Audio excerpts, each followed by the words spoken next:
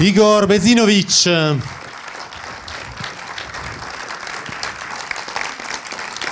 Buonasera.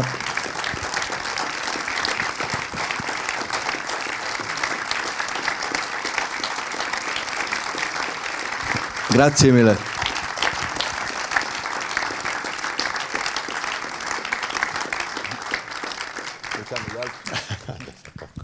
Grazie Igor Bezinovic di essere qua con noi, senti il calore dell'applauso a fine del film, adesso insomma una scommessa vinta per te, una scommessa però fatta un sacco di tempo fa. Sì, 10 anni. 10 anni di lavoro, raccontaci un po' di più da quando hai cominciato, come ti è venuta questa idea? Sì, come prima di tutto è veramente un grandissimo piacere vedere una sala piena e questa produzione dal punto di vista tecnico veramente ottima. Sono stato qui solo per 3 minuti, ma è incredibile vedere tutti voi e questa proiezione. Grazie per Torna per sempre l'invito. a dire queste cose così belle. Sì, è una storia completamente diversa dal punto di vista nostro, dal punto di vista dei fiumani, Riecani, che è questa storia che conoscete voi in Italia. E io volevo raccontare una storia dal punto di vista della città di Fiume, dal punto di vista dei cittadini di Fiume d'oggi. Prima dovevo imparare la storia e studiare tutti i fatti e trovare tutti questi archivi, e ho collaborato, come vedete, con questa coda finale immensa, con tantissima gente, sì. Un lavoro immenso, però vedendo voi qui sono molto molto contento. Questo fondo fotografico è enorme, no? Questa collezione, da dove viene? Come l'hai trovata? Era una cosa di cui sapevi già l'esistenza quando hai cominciato il progetto? Lo storico della fotografia Paolo Cavassini dice che ci sono più di 10.000 foto scattate a Fiume, sono dappertutto. La maggior parte delle foto si trova al Vittoriale, alla Fondazione di D'Annunzio, ma le abbiamo raccolte in tutto il mondo. Questa è una cosa molto interessante, anche nel tuo film si vede il Vittoriale, che per noi è soprattutto un luogo di turismo, che poi probabilmente anche per me nasconde anche tutti questi tesori, forse in qualche maniera anche con una scelta deliberata di non mostrare. Sì, c'è cose. un archivio veramente grande a Vittoriale, ma è un luogo principalmente un luogo turistico, e per questo dico alla fine che il biglietto costa, non so, 18 euro per 280.000 visitatori. Potete voi fare la matematica. Ti chiedo una cosa riguardo all'attualità. Mi hanno detto un progetto lungo, quindi 10 anni di lavorazione, però mi sembra, questa è la domanda, mi sembra un film molto attuale, cioè D'Annunzio oggi avrebbe attaccato la Groenlandia o qualcosa del genere, sì. O forse mi viene da pensare, in ogni epoca della nostra vita abbiamo delle figure, abbiamo sempre questa esigenza di questi miti, falsi eroi che cercano in qualche modo di spostare un po' anche l'attenzione, no? Qua vediamo anche una grande macchina del fumo. No? Sì, solo 10 giorni prima della nostra prima Rotterdam, Elon Musk ha salutato con saluto romano il pubblico all'inaugurazione di Donald Trump. Per me è una cosa inaccettabile. Il primo filmato del saluto romano è stato proprio a Fiume, che avete visto stasera, è quello di D'Annunzio, chi ha praticamente inventato quel saluto, e noi sappiamo cosa succede dopo. Certo. Il film è un film molto intelligente, come avete visto è molto, molto stratificato, lo si può leggere in tanti modi, si vede il grande lavoro che hai fatto di ricerca. L'idea che è anche un'idea di restituzione che io trovo molto bella, hai restituito agli abitanti di Rijeka, di Fiume, di Susa, a tutti i fiumani nel loro essere cosmopoliti, questa storia, facendogli far parte del film, anche questa parte di docu-fiction. Questa era un'idea che c'era per te fin dall'inizio, di avere questo reenactment, di prendere dei attori di strada? Non dall'inizio, io ho iniziato lavorando sulla storia e mi interessava la storia e mi chiedevo come raccontare la storia da un punto di vista dei cittadini d'oggi, e dopo, non so, 2 o 3 anni di lavoro deciso di farlo in questa maniera, di coinvolgere i cittadini di Fiume, poi di consultare tutti i fonti storici e di sostanzialmente di fare una cronologia dei fatti. Tutto è basato sui fatti e ovviamente la scelta dei fatti è mia e poteva essere anche fatta in una maniera differente, però questo è il mio film d'autore, questa è la storia che io volevo raccontare. Un'altra persona può raccontare la storia di D'Annunzio in una maniera differente, però questa storia è la mia e condivisa dai miei concittadini che hanno accettato questo film come suo. E sono contentissimo anche con tutte le proiezioni che abbiamo adesso a Fiume, tutte esaurite, anche la minoranza italiana ha accettato il film e sono contentissimi che è narrato in dialetto fiumano e anche i croati e adesso sono semplicemente contentissimo. Bene. È un atto quindi decoloniale, anche di restituzione, vedi, molto apprezzato. Grazie. Ti chiedo un'ultima cosa, poi passiamo anche la parola a altri ospiti e al pubblico, ovviamente. Ti faccio una domanda provocatoria. Non temi delle critiche in questo momento storico? Il film è tutto difendibile dal punto di vista della ricerca? Hai lavorato, immagino, con degli storici? Con degli storici, devo menzionare un storico particolare che si chiama Federico Carlo Simonelli, ex impiegato al Vittoriale, che è stato il capo dell'ufficio Fiume al Vittoriale. E ho deciso di collaborare proprio con lui perché lui è assolutamente conosce questa vicenda, la conosce assolutamente, conosce tutti i fonti, ha passato anni e anni al Vittoriale e ha deciso anche di essere collaboratore, di aiutarmi a fare questo film dal punto di vista dei fiumani, che credo è una storia nuova per l'Italia, perché la storia di D'Annunzio è stata quasi sempre raccontata dal punto di vista d'annunziano, perché D'Annunzio ha raccontato la sua storia in 1919-1920 e poi la gente solo raccontava la sua storia in maniera un po' forse differente, però è stata sempre la storia d'annunziana, che quella accettata dalla politica italiana, almeno io credo che sia così. A Fiume è stato completamente diverso perché per fiumani D'Annunzio è sempre stato un protofascista e una persona che ha occupato la città. A me piacerebbe molto, per esempio, questo film, anche così punk, così ironico, così per tutti, davvero, e per tutte, potesse essere visto, per esempio, nelle scuole, cosa che ritengo che sarà difficile, per esempio, nel nostro paese. Questo almeno come gesto, diciamo così, di completezza storica, perché è altrettanto corretto raccontare la grandezza assoluta del D'Annunzio poeta, ma contemporaneamente anche di verificare, ovviamente, alcuni episodi storici. Ce n'è uno su tutti che anche per noi, penso, per molti passi dimenticato.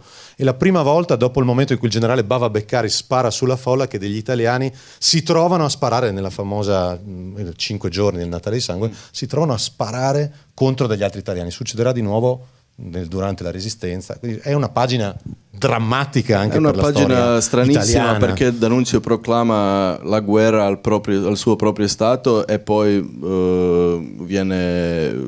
diventa un eroe. Non va in carcere, ma diventa un eroe dopo che ha proclamato la guerra all'Italia. E adesso gli italiani celebrano una persona che ha proclamato la guerra all'Italia. Dal punto di vista di Fiume è stranissimo.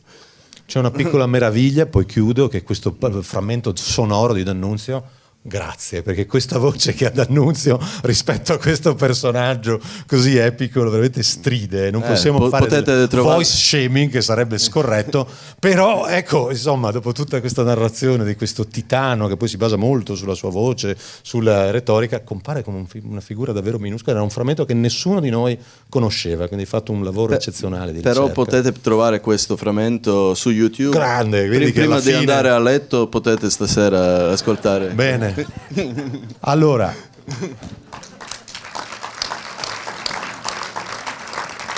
È il momento di chiamare accanto a noi, perché non credo che abbia fatto di sicuro le ricerche su YouTube, ma ha dato modo di realizzare questo film con la sua grande professionalità. Era con noi poco tempo fa per un altro film che abbiamo molto amato, che si chiama Wishing on a Star. È un anno fantastico per la sua casa di produzione Videomante. È con noi Erika Barbiane, produttrice del film.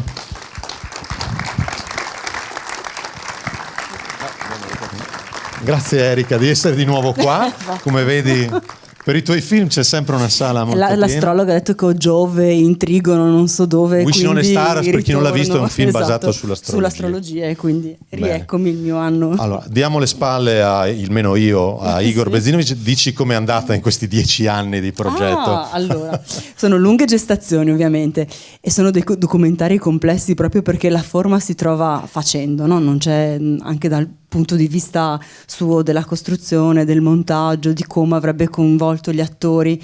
Sono delle grandi, immense improvvisazioni. Da parte nostra c'è stata tutta la parte della clearance, ovvero dell'ottenimento di tutti i diritti, perché ogni singola immagine che vedete è stata negoziata, discussa, scelta, tutta la parte del costo, pagata, esatto, per quali diritti, per cosa, quindi è un lavoro di produzione immenso, fatto soprattutto dalla Croazia, una coproduzione tra Italia, Slovenia e Croazia, e questa è una cosa che a me piace molto, perché anche nel contesto di questa storia vista dall'altro punto di vista non è solo una storia italiana, non è solo una storia croata, ma è una storia europea, secondo me. E quindi è stata una coproduzione europea, ed è bello che il film sia stato premiato a Rotterdam, in un altro paese europeo ancora. E questa è una cosa di cui io vado molto più fiera del regionalismo dagli italiani visti dai croati, e i croati che guardano gli italiani al contrario, no? Cioè una storia collettiva che racconta anche un nuovo modo di stare al mondo adesso nel 2025. Bene, Erika, ovviamente noi siamo pronti per il tuo prossimo film, che so che è l'ultima cosa che ti auguri di fare in questo momento, esatto, così denso. Cerco di stare lontana al momento, perché tutte produzioni di 10 anni, altrimenti non le inizio. Il premio ovviamente garantirà a Rotterdam una vita lunga al film che gli auguriamo. Prima di sentirvi c'è un piccolo intervento ancora. Chiamo accanto a noi Mariana Califano, che è della Federazione delle Resistenze, di Resistenza in Cirenaica. Grazie di essere qua questa sera. Buonasera a tutte e tutti. Ora, per un tuo commento ovviamente sul film breve, ma anche del lavoro che fate soprattutto con Resistenza in Cirenaica, che noi conosciamo ma che magari molto pubblico non sa in cosa consiste. Allora, partirò dal film, perché io sono una fan terribile di questo film, lo amo alla follia, trovo che sia un film non banalmente bello, ma un film intelligente, un film equilibrato, è un film molto documentato. Io sono una storica, ho studiato la storia del Novecento e sono una grande appassionata di quelle storie complesse. È un film complesso ed è un film che io trovo intelligente, perché mostra l'altra faccia di una medaglia, no? Se D'Annunzio ha sempre celebrato l'estetica della morte, quello che fa Igor col suo film è celebrare l'estetica della vita. Mostra una comunità vitale, gioiosa, partecipe, e questo secondo me è una cosa formidabile. Lo trovo intelligente perché, come molti dicono, no? Doveva arrivare il regista croato a farci vedere no, la impresa di Fiume da un'altra prospettiva, e a me sembra un po' la scoperta dell'acqua calda. È semplicemente la possibilità, no, di aprire lo sguardo alla prospettiva altrui, quella che sempre in qualche modo ci permette di aggiungere un tassello alla nostra comprensione della storia e della realtà. Quindi io il film di Igor lo sostengo tantissimo e sono molto felice di essere qui a poter parlarne, ecco.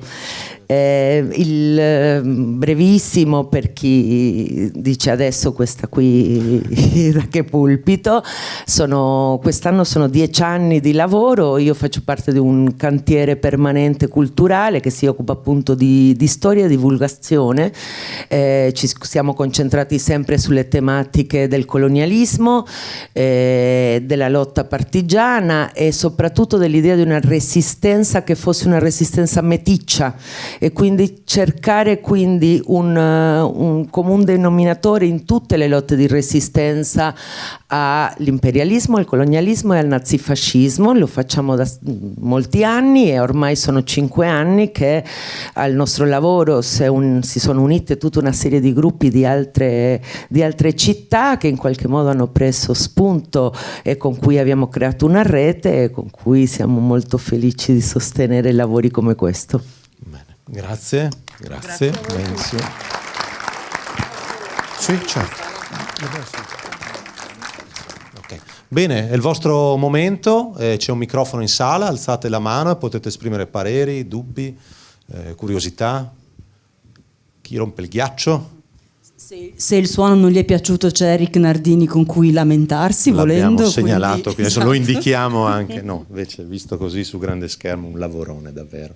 Le musiche sono di Giovanni Maier, che è un musicista del nostro territorio. Sì. Virtuoso, violoncello, jazz, molta contaminazione, ha fatto un lavoro. I musicisti che suonano con lui anche. Sono di qua. Non siate timidi, se no, prego. Complimenti perché il lavoro mi è piaciuto molto. È difficile parlare di che distanze abbiamo e che distanze vediamo. Apprezzo molto la distanza che hai usato nei confronti di questa storia, perché ha dentro il movimento che permette, perlomeno a me, di vedere da un punto di vista vicino, ma anche molto diverso, un fatto che è sempre stato narrato invece da dentro, no? Italianamente, come comunque sempre un gesto quasi artistico, quasi estetico, estetizzante, e ci vorrebbero tanti film così. E spero ci siano tante persone come te che sono in grado di cogliere, stando vicini a questi avvenimenti, perché li hanno in qualche modo ereditati, però sono molto come aggiornati nel porre questa distanza rispetto a questi avvenimenti. Complimenti, di nuovo. Grazie. Bene. Potete intervenire anche senza venire qui, se siete timidi di esporvi, come ha fatto questo spettatore in maniera coraggiosa. Anche un altro in prima fila, se vuole venire. Sì, no, questi non li abbiamo, ti giuro che allora, non li abbiamo pagati. Intanto volevo complimentarmi con il film, perché la parte storica è eccezionale, secondo me sono appassionato di storia. Potrei suggerirti però di fare una continuazione del film, nel senso che noi abbiamo visto la Fiume di quel periodo lì. Prima Fiume è stata anche illirica, romana, veneziana. Fiume no, però diciamo ha avuto l'influenza veneziana, giusto? È stata bruciata dai veneziani. È stata bruciata, quindi ha avuto un'influenza a suo modo, insomma. Quindi dicevo, sarebbe bello collegare questo con la storia che è stata fatta prima, tutto qua. Ecco. Se vuoi commentare. Grazie. Io adesso sono abbastanza stanco con questo soggetto di Fiume e non voglio fare più film su Fiume, però grazie per l'idea.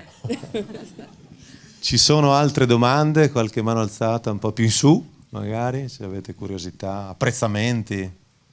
Io non vi vedo del tutto. Ecco, grazie. Con le luci. No, anch'io faccio i complimenti, un film bellissimo. Grazie per lo sguardo. Avevo una curiosità, una vera e propria domanda. Giordano Bruno Guerri, siccome lei è stato al Vittoriale, l'ha visto questo film? Che impressione gli ha fatto? Sa mica qualcosa? Così, una curiosità proprio. La film esce adesso in sale italiane, così credo che non l'ha ancora visto. Lui ci ha dato il permesso di usare sti archivi che sono stati pagati. Anche il permesso di filmare al Vittoriale, però non sono sicuro se ha ottenuto il link per vederlo, però il film adesso rimarrà in sale italiane per qualche settimana e spero che anche Guerri avrà un'opinione. In questo mi ricordo quando sono andata a parlare con lui per presentargli il film, e il fatto che il film fosse già finanziato, no? Cioè da diversi stati europei, è stato comunque anche un modo per spiegargli il progetto, no? Che appunto non era soltanto i croati che raccontavano la storia, ma era un contesto. Il film è stato anche finanziato da Eurimage, che è uno degli enti più prestigiosi da cui si può essere finanziati, insomma, a livello europeo. Però ne parlavamo prima in macchina, proprio venendo qua a Pordenone, chissà Guerri cosa dirà quando lo vedrà, quindi è nei nostri pensieri un po'. Devo dire che una delle prime recensioni generose, peraltro, sul film è uscito sul Giornale, e devo dire una recensione molto corretta anche dal punto di vista proprio dell'interpretazione del film, per cui, che è la forza vera poi anche del lavoro che avete fatto, che è molto rispettoso e ironico, però al punto giusto. Altre curiosità? Se c'è qualche altra domanda o parere? Ecco qua. Come è nato questo registro ironico? Come è stato? Questo registro ironico come è nato? Come è nato? Perché questa ironia? Perché questa ironia? Tutti i miei film precedenti anche hanno questa ironia, un umorismo specifico, però per me è semplice interpretare la storia con ironia e D'Annunzio ci dà il materiale per essere ironico.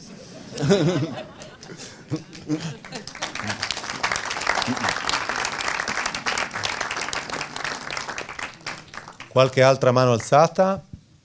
Innanzitutto complimenti. Mi chiedevo, all'inizio del film, in tutte queste interviste che tu fai, posso darti del tu, no? Sì. Tutte queste persone che molti non hanno idea di chi sia D'Annunzio, dell'impresa di Fiume, mi chiedevo come viene raccontata in Croazia, come viene nelle scuole, nel quello che è, diciamo, il sapere diffuso, se così si può dire. Cosa si dice di questa vicenda storica? Cos'è quello che normalmente si sa o non si sa? Ok.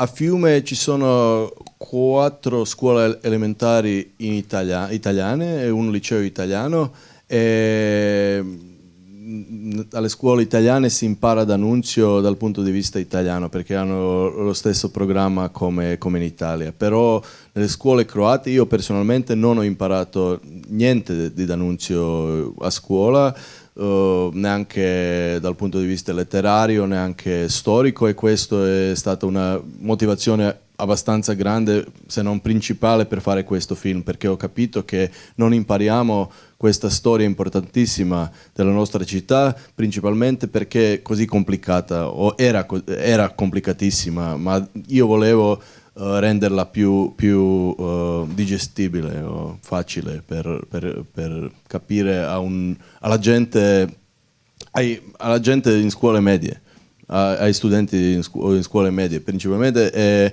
ci hanno già contattate varie scuole e croate e italiane a Fiume, che adesso vogliono usare questo film come per i suoi classi di storia o di storia. E spero che anche in Italia ci saranno delle scuole insegnanti che useranno questo materiale per dare un altro punto di vista, non solo su D'Annunzio, però un metodo per analizzare la storia e paragonarla al presente. Grazie. Ancora complimenti. Grazie. C'è un'altra domanda qua? Sì, grazie per questo film bellissimo. Io ho avuto anche la fortuna di andarci a Fiume e vedere molte belle cose che noi non ne siamo molto consapevoli, tipo varie fortificazioni che ci sono di varie epoche, eccetera.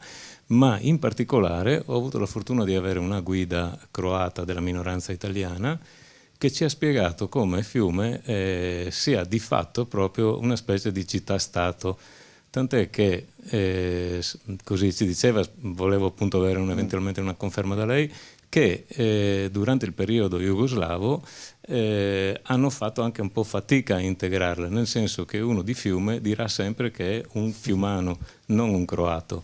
Ecco, quindi proprio D'Annunzio aveva sbagliato completamente bersaglio, perché anche gli italiani fiumani non vogliono stare con gli altri, diciamo, sono una città-stato di fatto da secoli, da quello che ho capito. Avete anche avuto dei governi di autonomia, diciamo. Sì, dal Settecento Fiume ha ottenuto, dall'epoca dell'Austro-Ungheria, ha ottenuto questo status di porto franco, di uno porto libero, e per questo esistevano anche questi autonomisti che si vedono incarcerati durante D'Annunzio, che volevano uno Stato libero, e a Rapallo hanno deciso di proclamare Stato libero di Fiume, che è stato molto presto, in 1922, è stato, c'era un coup d'état fascista che hanno cacciato via gli autonomisti, e presto, in 1924, Fiume divenne parte del Regno d'Italia fascista. Sì, ma per i fiumani, la gente che parla italiano, dialetto fiumano a Fiume, si considerano ancora come hanno un'identità sua, né italiana né croata, ma sono fiumani.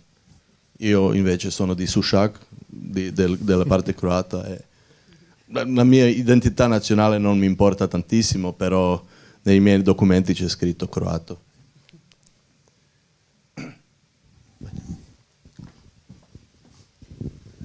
Allora, secondo me questo film è fondamentale, perché Fiume è un mitologema, è una narrazione tossica che continua a moltiplicarsi anche laddove non ci si aspetta. Penso a una serie come M, in cui il mito di Fiume viene alimentato, il mito di D'Annunzio viene alimentato, ci sono addirittura dei samurai, cazzate proprio cubitali. E il giapponese a Fiume c'è stato, un giorno e mezzo era semplicemente un giornalista, non era un samurai, ad esempio. Quindi questa narrazione tossica viene continuamente alimentata, come la stessa narrazione tossica sulla figura di D'Annunzio, che è una figura fascista prima del fascismo, e in effetti a Fiume fa il dittatore, e indice anche elezioni, ma poi se vai a votare arrivano gli squadristi, ecco, ed è anche però una figura che supera indenne il fascismo, e ce lo troviamo ancora oggi, che dà nomi a strade, nomi a luoghi, nomi a scuole, e lo studiamo a scuola, anche se in realtà una parte della sua produzione narrativa letteraria, molti romanzi di D'Annunzio in realtà sono dei plagi di romanzi francesi che lui semplicemente tradusse in italiano e vendette per suoi. E quindi, insomma, questa narrazione tossica viene continuamente alimentata e diffusa. Anche i luoghi che attraversiamo, no? Ogni volta che attraversiamo una piazza, un luogo, una strada, una via dedicata ad D'Annunzio, il nume tutelare è quello lì, c'è poco da fare ed è difficile da smontare, ci voleva uno sguardo esterno, e su questo credo che sia bellissimo l'inizio, e bellissimo quando vai in giro a chiedere alle persone: ma tu sai chi è D'Annunzio? E loro rispondono: no, l'ho trovato fenomenale, grazie. Grazie. C'è una domanda là.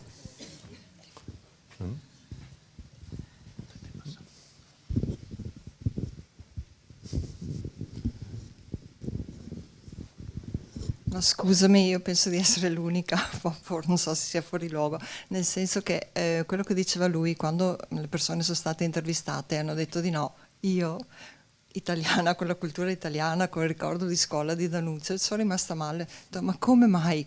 Perché non si sono ricordate?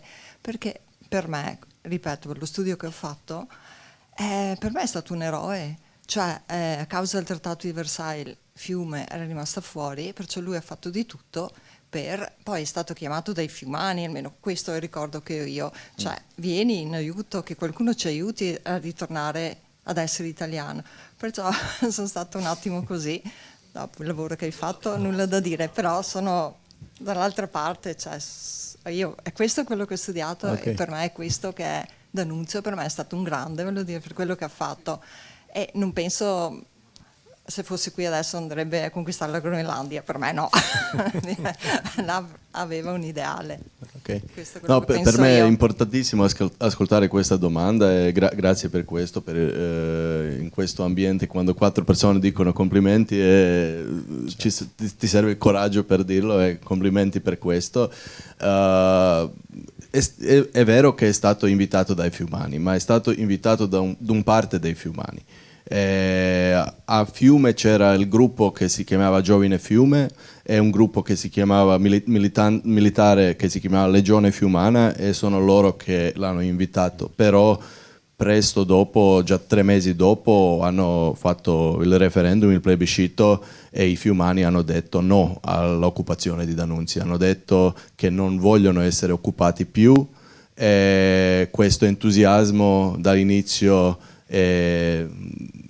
non c'era dopo 3 mesi già. E allora a Fiume abitavano non solo la gente che era irredentista, che voleva l'annessione all'Italia, ma anche c'erano ovviamente i croati o i jugoslavi, i serbi, non tanti, però sloveni sì, c'erano autonomisti che volevano l'autonomia, c'erano anche i comunisti che volevano tutta altra roba. Allora questa parte dei fiumani che invita D'Annunzio sono stati nella storia d'annunziana sono stati presentati come la maggioranza, ma la maggioranza non era. Sì, infatti questo è il ricordo che ho io, per questo sono intervenuta. Grazie comunque.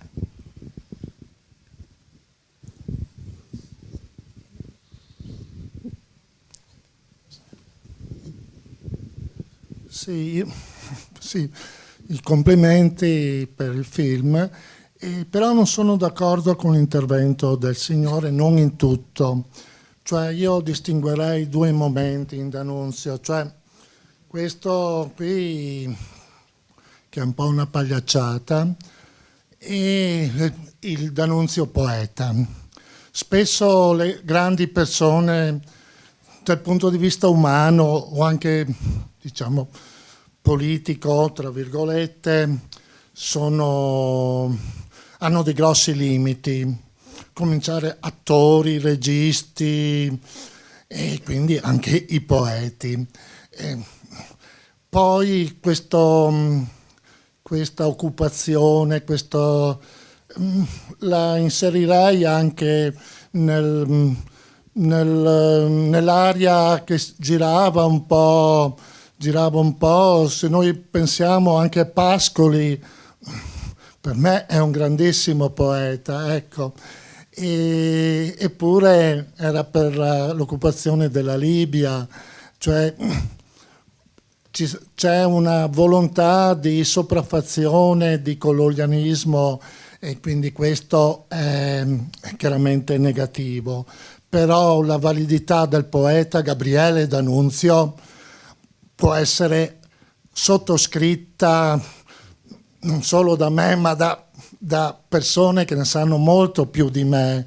Insomma, D'Annunzio è entrato anche nello stile, pur non accorgendoci, diceva il mio professore Pier Vincenzo Megaldo, è entrato anche nel poeta Montale, non ci se ne accorge, però la forza di D'Annunzio è notevole. Che poi ci sia il plagio, sì, nei romanzi non è quello il miglior D'Annunzio, però la serie, insomma, della Pioggia del Pineto, eccetera, sono grandi poesie e non può essere tolta questa forza, ecco. Bene, è il momento di salutarci, vi ringraziamo di essere stati qua con noi e vi ricordo i prossimi appuntamenti, vi aspettiamo per My Stolen Planet il 6 di marzo, potete già fare l'accredito per Pordenone Docs Fest, per cui ovviamente fatelo, dal 2 al 6 aprile ne vedremo delle belle, e però è stato un grande onore, un grande piacere avere con noi Erika Barbiani e Igor Bezinovic. Anche per noi, grazie. E grazie a voi per questa anteprima Pordenone Doc Festival. Grazie mille.